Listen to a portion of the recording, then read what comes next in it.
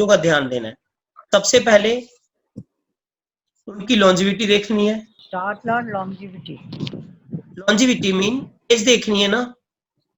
मान लो एक की एज बिल्कुल कम है, दूसरे की एक की 35 में रह रही है, दूसरे की 75 में जा रही है, तो it's not a good marriage ना। ना सबसे पहले लॉन्जिविटी देखनी है हमको, फिर हमको देखना है लॉन्जिविटी के लिए क्या देखेंगे? इसके लिए मैम फर्स्ट कस्पल सबलॉट देखते हैं। ओके, ये एक सेपरेट टॉपिक है, it will take more than 1 hour, जिसपे हम लॉन्जिविटी देखेंगे, फिर डिजीजेस कोई नहीं है, एक्सीडेंट नहीं है, सब देखेंगे। 6th हाउस, 8th हाउस, सब हाउसेस को स्टडी करेंगे। और दूसरी बात जो हम देखते हैं वो 7th हाउस और 5th हाउस का सबलॉट। 7th और 5th का सबलॉट अगर 8th में है तो डिसहार्मोनी होगी दोनों में, या कॉल्स होते रहेंगे, झगड़े होते रहेंगे दोनों के। थर्ड चीज जो हम देखते हैं जी, 7th और 5th, 7th कस्पल सबलॉर्ड और 5th cuspal sublord if in the 8th, अगर 8th हाउस में डिपॉजिटेड है। अब थर्ड पॉइंट हम देखेंगे डिवोर्स वाला। अगर 7th cuspal sublord in the star Lord 610 को सिग्निफाई कर रहा है, मीन डाइवोर्स हो सकता है। कुछ एक ध्यान देंगे हम जब किसी की कुंडली मैच करेंगे। सर ये आपने क्या लिखा है थर्ड में?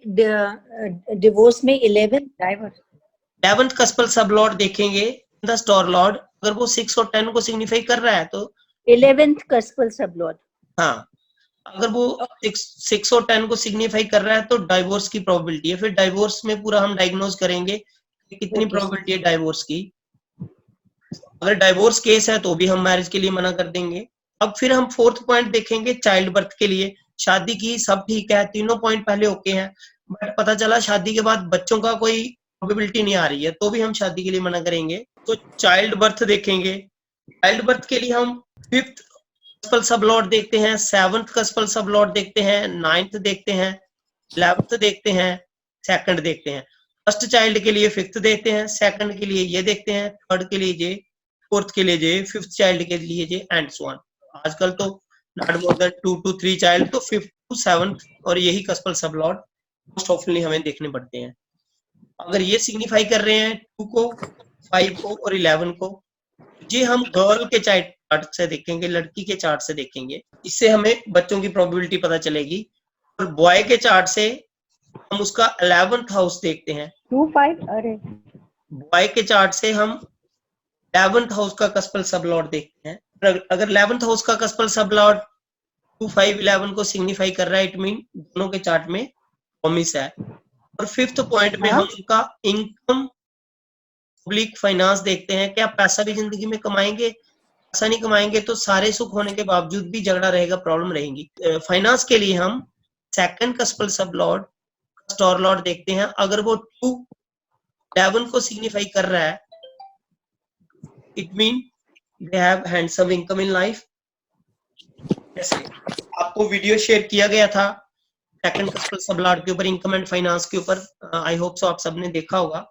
सर गर्ल का आपने क्या बताया? 5th कस्पल सबलॉर्ड 2, 5, 11 करना चाहिए। मैम गर्ल के लिए आराम से सुनिए, गर्ल्स के लिए 5th cuspal sublord in the star lord signify 2, 5, 11, then first child होगा। 5th कस्पल सबलॉर्ड से फर्स्ट चाइल्ड देखते हैं। कोई क्लाइंट हमारे पास आता है, उसका फर्स्ट चाइल्ड है, 2nd चाइल्ड के लिए पूछने आता है, हमने नहीं उसका सर, 2nd चाइल्ड नहीं, 5th cuspal sublord in star Lord should signify 2, 5, 11 for the first child. Yes sir. अगर फर्स्ट चाइल्ड है किसी के पास, 2nd चाइल्ड के लिए पूछने आता है, then we see the 7th cuspal sublord in the star lord and it should signify same. हाँ सर, बहुत अच्छे से समझ आया। Thank you for the efforts, आपने बहुत अच्छे से समझाया। Thank you. एक मिनट, लास्ट वाला दिखाइए सर। बहुत अच्छे से समझाया आपने, बिल्कुल। Sir, you taught it very much clearly and it was very nice, sir.